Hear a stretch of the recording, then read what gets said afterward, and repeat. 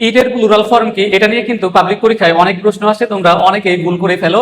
তোমরা অনেকেই হচ্ছে ইটের প্লুরাল ইটস দিয়ে দাও, অথবা দেখো ইট অ্যাপোস্ট্রফি এস দিয়ে দাও, কিন্তু এই দুইটার কোনোটাই উত্তর হবে না। মাই ডিয়ার স্টুডেন্টস, ইটের প্লুরাল ফর্ম কি হবে এটা জানতে হলে অবশ্যই পুরো ভিডিওটা দেখতে হবে।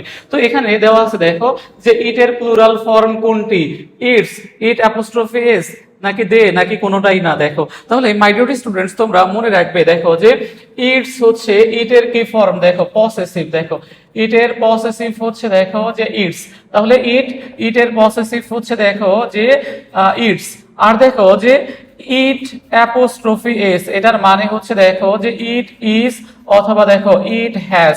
তাহলে ইটের পসেসিভ হচ্ছে কি দেখো ইটস পসেসিভ, আর দেখো ইট অ্যাপোস্ট্রফি এস এটার মানে হচ্ছে দেখো ইট ইজ অথবা দেখো যে ইট হ্যাজ। তাহলে এখানে যে প্রশ্নটা চাওয়া হয়েছে ইট এর প্লুরাল ফর্ম কোনটি, তাহলে দেখো যে ইটস হবে না, কারণ এটা পসেসিভ ফর্ম। তারপরে দেখো ইট অ্যাপোস্ট্রফি এস হবে না, কারণ এটার মানে হচ্ছে দেখো ইট ইজ অথবা দেখো ইট হ্যাজ, তাহলে এটাও হবে না। তাহলে মনে রাখতে হবে ইট এর প্লুরাল হচ্ছে দে। দেখো তাহলে ইট এর প্লুরাল, ইট এর প্লুরাল, প্লুরাল হচ্ছে হচ্ছে দে। খুব ভালো করে মাথায় রাখবে, ইটের প্লুরাল হচ্ছে দে। এটা কিন্তু প্রায়শই পাবলিক পরীক্ষায় আসে, তোমরা অনেকে ইটস অথবা ইট অ্যাপোস্ট্রফি এস দিয়ে দাও। আশা করি এই ভিডিওটি দেখার পর ইটের প্লুরাল ফর্ম নিয়ে আর তোমার কোনো প্রবলেম হবে না। তাহলে ইটের প্লুরাল হচ্ছে দে। নাম্বার থেকে কিন্তু প্রায়শই পাবলিক পরীক্ষায় প্রশ্ন আসে, সেজন্য নাম্বারের খুঁটিনাটি সব বিষয় সম্পর্কে তোমার আইডিয়া রাখতে হবে।